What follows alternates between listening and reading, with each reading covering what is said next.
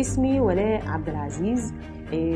كأي بنت وكأي ست كان نفسي يبقى شعري جميل، وهنا أنا ليا تجربة مختلفة.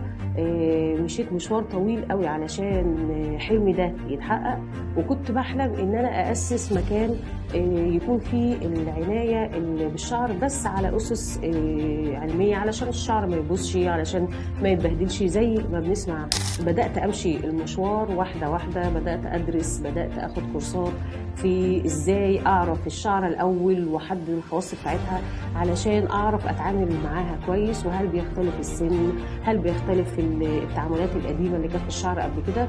ومن هنا قررت إن أنا أمشي المشوار. بدأت بالدراسة، بدأت كورسات في اللي هي التركيبات التجميلية الأول للشعر والبشرة. بعد كده تخصصت أكتر وخدت الماستر من الجامعة الأمريكية في تخصص الترايكولوجي للشعر والفروة. ومن هنا كان حلمي بدأ يتحقق، وقمت بتأسيس مكان بكار صالون بيوتي. برغم ان انا اصلا تخصص رياض اطفال، بس حبيت يعني مشيت في المجالين مع بعض، وربنا كرمني وجبت بدات المكان، بدات اسسه على الحلم اللي انا حلمته، بدات احققه. والحمد لله بفضل الله انا منتظراكم في اي وقت.